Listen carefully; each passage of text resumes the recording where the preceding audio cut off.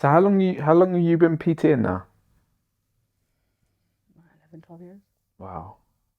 So knowing everything that you know now, what advice would you give to like 18-year-old Chloe? Just keep doing everything you're doing by being that annoying person and asking everyone questions. What You did you want to do at that time? At 18, so 18, that was, I've already been at my family home by that time, for nearly 3 years. Okay. So, I think when you're out of home very young, you either go with the crowd around you Yeah. or you have to think big and do big. Yeah. Yeah. So for me, it was like, I'm from Bath originally. So it was to get out of that small city mentality and move out. And behold, I did. Came to London. And at What was that 18, experience like? so when I came to London, I moved to Elephant Castle. My girl from Bath, innit? Like, moved to Elephant Castle when Elephant Castle was Elephant Castle. Mm. So I was Yeah. like, Yeah. What you, you know what I you mean by said it. that, Yeah. Yeah. right? Yeah. And I was just like, oh, okay, well done. There's a lot going on, but I did feel like I was in the right place, Mm. as in like diversity. Um, Being brought up in Bath, you're not seeing that, so you're not seeing who and what you can be. It's just like a lot of like negative energy towards you. So when I did come to London and Elephant Castle, when it was Elephant Castle, I did feel like, oh wow, like there's people like me. Mm.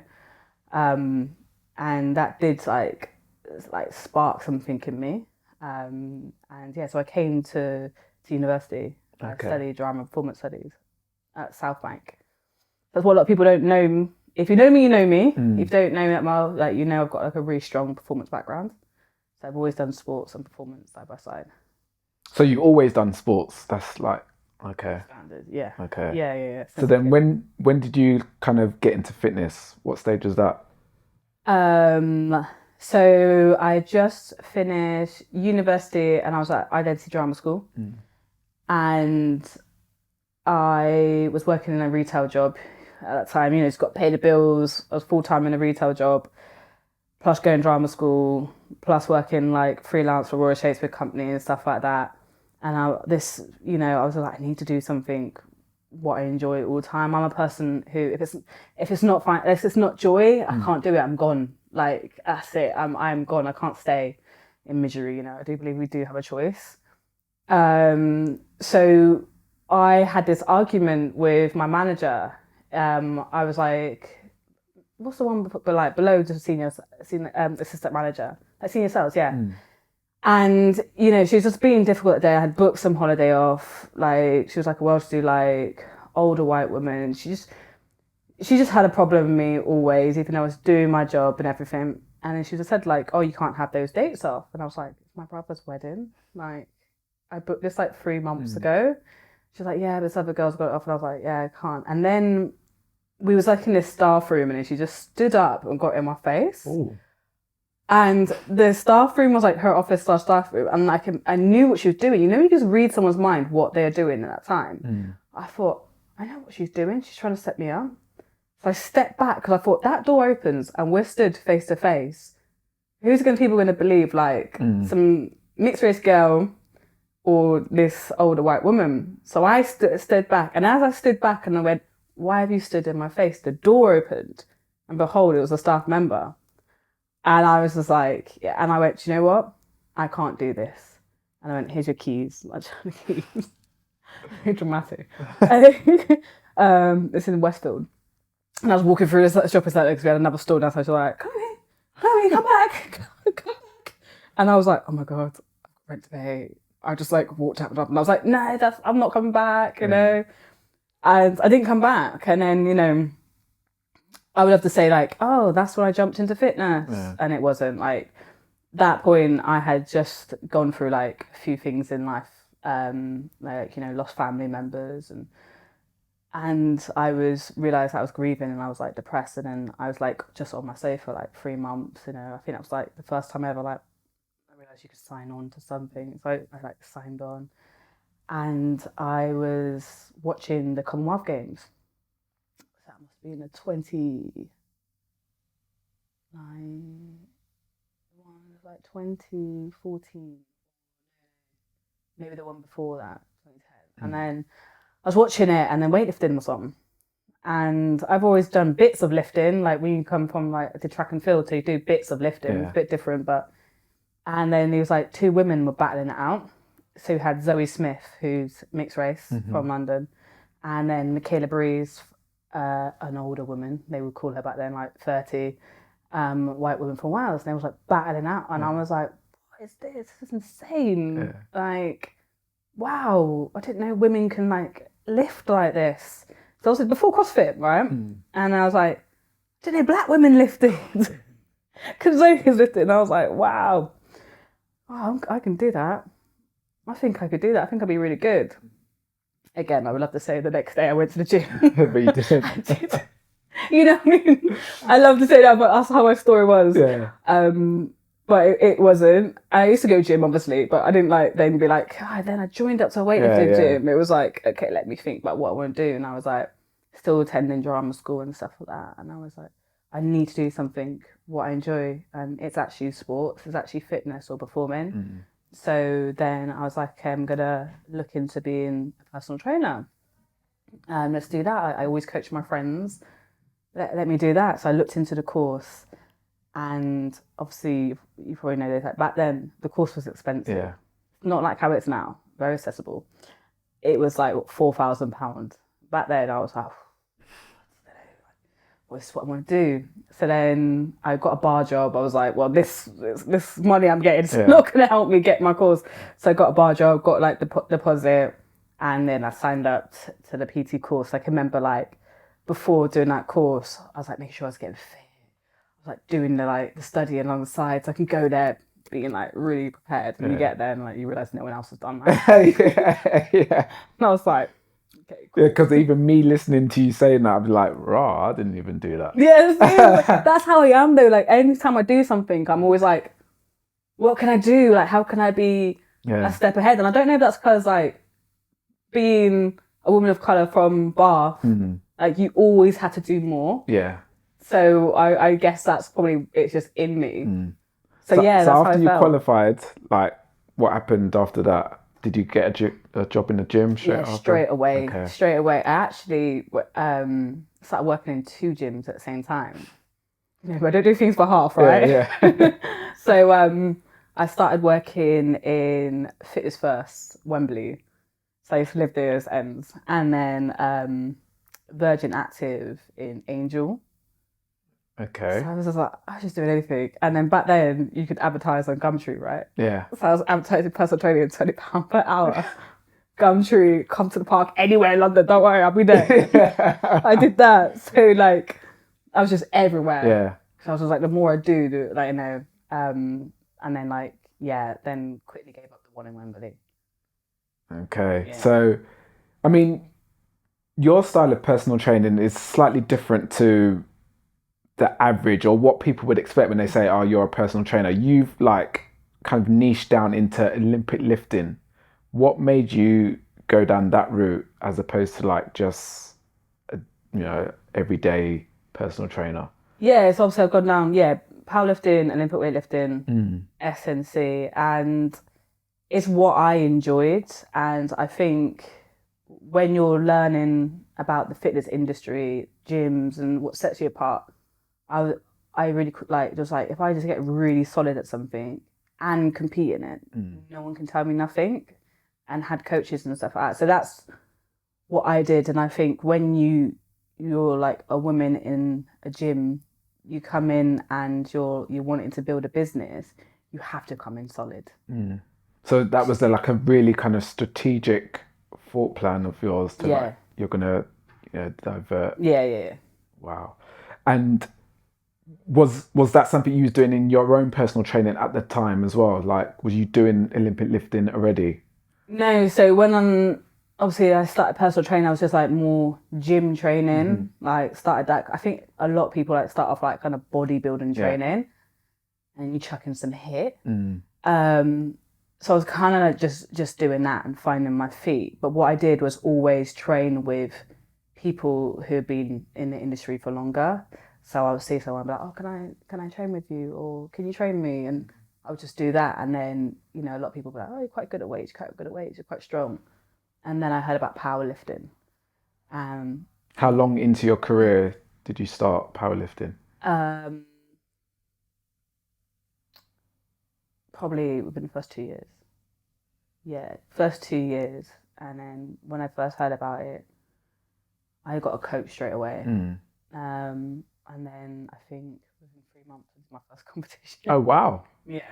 It was quite This is like a trend of yours that like you go full steam ahead. Yeah. Now I'm like looking back, I'm like, yeah, it's kind of a thing. Yeah. Yeah, and I think it's just because it's like, once I get something in my head, that's it. No one can get it out. Yeah. Like I can't get it out. Like I'm like, I have to go with it. Yeah. So that's what I did. I entered into a competition down Bethnal Green, did a powerlifting comp. And again, it was before it was as popular as now. Yeah. Rocked up, literally had a singlet and a pair of Converse. And yeah, I won it. Wow. And I was like, oh, it's quite good, this thing. And then next minute I was at the regionals. Next minute I was at the British. Yeah. Next minute I was at the Europeans. The next, Yeah. So how easy has it been, like, getting clients who want to do powerlifting as well? So I would say pre-lockdown, easy, calm. Yeah. I think that's because I was very active in the scene and lifting and competing. So people were naturally like drawn to that. And it was before Instagram was Instagram. Yeah. As well. So when you was on the gym floor, people see you training. People would see you train other people, and they would just come up to you, and approach you, or go on the board and then email you. So because you were just active, it was just so easy. And then when I added Olympic lifting on top, again, then I started competing in that. It was just really easy. People would just gravitate towards it, and then CrossFit started becoming popular. So you need those lifts to help you in that. Do you still feel that there's like a bit of a stigma with women doing like weightlifting, strength training, powerlifting, that kind of thing as well? I definitely think outside of our world, yes. In our world, no. Okay. It's our norm, right? Yeah. But our world's a small percentage. Why do you think there's still that misconception for women that like strength training is going to make them bulky, or that kind of thing? Lack of education. It's what like society has given and taught people. It's what's wrote and sold well in magazines. And everyone, most people don't train. So you've got to think about when we did come out of lockdown, pubs were open before gyms. Yeah. And then you're saying, oh, to be healthy and that you've got to lift. People automatically think of a man. So I just think it's just like really old school and talking in a roundabout way, in a polite way for women. Like, I can't stand the word, I want to look tone. I want to tone up. Yeah. So I go, I want to build muscle. Because that's what it is. And that's what the language we still use now. In magazines you'll read and be like, this is how you can tone up within 12 weeks. So I just think that's the why. It's just, I mean, when I speak to people who have that kind of barrier, a lot of them speak about like feeling intimidated. How was it for you, like walking into the weights room for the first time doing powerlifting and things like that? Oh yeah, it's like still now I can go to a new gym and feel like nervous. Oh really? Yeah. Even though you have the ability to lift more than pretty much most of the men in there. Yeah. And I think that is because, again, there's a lot of us who are generally going to the gym to be better. Most of us are going there to be better, but also it's a place where people want to be seen, or people want to be like the king of the room and stuff like that. So so I still have those days when I'm like going to a new gym and I'm like, oh god, like go there and people looking. So feeling strong, don't it fill you with confidence though? Because you know what you're doing, for one, and two, you have the capability to outlift everyone there. So does that not fill you with confidence walking into any gym? Yeah, it's like it's why I got into it. Like, I wanted to, I'm naturally very like skinny and like gone through a lot and stuff like that, and that's what I wanted to become bulletproof. Um, but then over the years, what I've definitely learned is you still have those problems, even when you're bulletproof. Yeah, So yeah. you gotta you gotta do other things as well. So I can come into the gym and I'm like, yes, I am confident knowing what I'm doing and knowing going to A to B. But I think there's still that thing where, people still look at you in a certain way or expect a certain thing, or, or if people face it, like they're going through their demons that day, they can project it on you and that, like, you know what I mean? And it's just like, it's still this thing. I'm not saying like I feel that all the time, but it's just like, yeah, I can go into a new gym and feel away. So so you started off at Fitness First, then Virgin Active, then where did your kind of journey go from there? So yeah, Fitness First, Virgin Active. Virgin Active was a great place for me to like build a clientele, and obviously, their scale system, they pay you and stuff like that. Didn't actually have the best time there. Okay. Like I think I was 6 months in, had to like report one of the management for what was like literally talking about this the other day, weirdly enough, for basically like he didn't like anyone else who wasn't like him, in a roundabout way. So and then that had to go to head office, and then I think because I raised that, they like wanted me out. Oh, okay. And then, but I'd pat myself and set myself up, and then I went to Fitness First across the road. Nice. Took my clients, Nice. Bye. And then actually, behold, 2 years later, he actually did get fired for the same thing I reported him for. So, and then from there, it was a great place to build and stuff like that. Had a great clientele base, but I knew I needed to be around like a different caliber of people. And that's when I went to Gym Box Old Street. And obviously, then Gym Box was the gym to be in with. It looked great, had the best equipment. It was like a kind of like affordable price bracket. Wasn't too expensive, but wasn't a budget gym. Yeah. And then I think that's really where I started grounding myself and finding my feet. And then just bringing everything together in the elements of like. So when a client approaches you, are they coming to you for a specific thing? So like, are they only coming to you because they want to do powerlifting as well? No, I think generally I just get people who I do like a lot of correctional work. So, just helping you understand how to lift, the why behind each position, just S&C, getting you stronger. And I think people have realized like that's what they want, is just to be stronger. And they're realizing they're going on that long run, but they're not fast. They don't feel strong. And it's like, okay, cool. How do we get you doing that longer run, but feeling more comfortable, looking a bit different, less injuries. Yeah. And over time, I just built up that clientele base. And how's the business side of things been for you? Definitely, like again, up until like COVID, it was easy. As in, like, I think I know how to talk to different people and stuff like that. Never really had to like sell myself or convince, and I guess that's probably me just being very confident in what I do, that I'm just like, oh, this is what it is, this is how much it is, boom. And I think now, like, over time, you kind of got to change it a little bit. I definitely still have that attitude. I'm not a person who's going to go in with like hard sells and like DM you and stuff like that, what seems to be the thing now.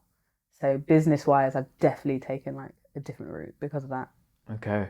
And in your own kind of personal journey, when it comes to kind of fitness, you've started going back into competing, even representing Jamaica. How did that come about? So, obviously with Olympic weightlifting, I, got English, British, Welsh medals, and I was set up to go to the European Championships. Got an injury, and then also it was the back of like the COVID end. So in that point, I just wasn't in a great place as well. And then I was on the list to go to Europeans, and then they were like, "Oh, you haven't been on like the Adams form. That's like the anti-doping." I was like, Okay. "Oh, like, you never told me to do this and say that." And so next minute, the one who's like the silver and gold medalist was the one who's not going. So that was me, and I was like, something's going on there. Yeah. And I was like, cool, like I have kind of come out of nowhere. Yeah. And I was like, I'm not even stressing or fussing about this. Like this is not for me anyway. And then Barbados actually approached me first. Okay. So I'm Bayesian as well. But I wasn't brought up by that side. So I was like, yeah, it don't really feel right. Yeah. Like I said to them, like, this is a great offer, but it just didn't feel right. And then when Jamaica set up a team and they approached me and I went, let's go. So they didn't initially have a team? No. So they like tried to build one and like set up a federation. But it wasn't like active, it wasn't happening. And then people like basically got their heads together and was like, let's do this. Yeah. And they approached me and I was like, this feels so right. I was brought up by my Jamaican grandmother, so I was like, this is like right. Yeah. This is what we got to do. And what has that experience been like for you? Like representing a nation of people? Incredible. Yeah. Definitely been stressful at times. Okay. Because do you feel that weight of pressure? I mean, excuse the pun with weight. Yeah. yeah, definitely. Like you do because you're walking out there with like a flag. Like you know what I mean? Like, you don't want to do bad. You don't want to come last. You don't want to, you know what I mean? You want to like show up and show like what we're about. You want to inspire people as well. Are you conscious of like the cameras and how many people are watching and all that kind of stuff? Or do you have to like get into the zone of... Yeah, first of all, like world championships, I was. I've always gone from smaller comps, like the biggest one, like British. And then... Is there any like production behind it? Like... Right, stand there. Right, now it's your time to walk out. That kind of stuff. No, because like it's weird. So like it was the biggest comp anyway post lockdown. I've just like basically signed with Jamaica, and we decided we want to go for the Commonwealth Games. So it's all new. Got kit. We've come out of nowhere. We're at the World Championships. It's the first time they've had Jamaica compete in like 25 years. First time they've had women. And so you're a trailblazer. It's this huge setup. It's everything you've dreamed of. It's everything you've watched on TV, and then you're there. And you've got cameras like there. You're warming up. You've got cameras there. Also, I haven't actually been weightlifting for that long, like Olympic weightlifting that long, or powerlifting, but not Olympic weightlifting. Okay. So then So just for those who don't know, what's the difference? So powerlifting, you squat, bench, deadlift. Okay. It's not Olympic or Commonwealth sport, unfortunately. And Olympic weightlifting, it's snatch and clean and jerk. Basically goes above your head. So, and you're warming up, you've got a camera there. You're walking out, you've got a camera there. Go to your lift, there's cameras like, those big cameras coming down, swooping down. There's an audience, there's lights, they're saying it. It's being live streamed. And like, you're just like, breathe. And you're just feel overwhelmed? Yeah, but I'm trying to keep it together. Like I did, I got a total, and that's like the goal. But it was definitely, I look back and I could see in my lifts how nervous I was. But it was like once you got that in, you're like, cool, let's go, let's represent. And for me, it's not just about like the competition side, but it's about being a role model. Using that time to talk about certain subjects, and stuff like that. So it was just trying to get it all in one. Did you have a role model? Yeah, like, in weightlifting, it was definitely Zoe Smith and Michaela Breeze, seeing that, like hey, come in and do that. Growing up, there was like various like different artists and, like Kelly Holmes, and like, the first ones who like done it, you're like, oh wow, that's me. And then like, I always say like my nan was my biggest role model, just to see a black woman just do so much, like, so much, like, she came from Jamaica on her own and survived England. So she was like my huge role model.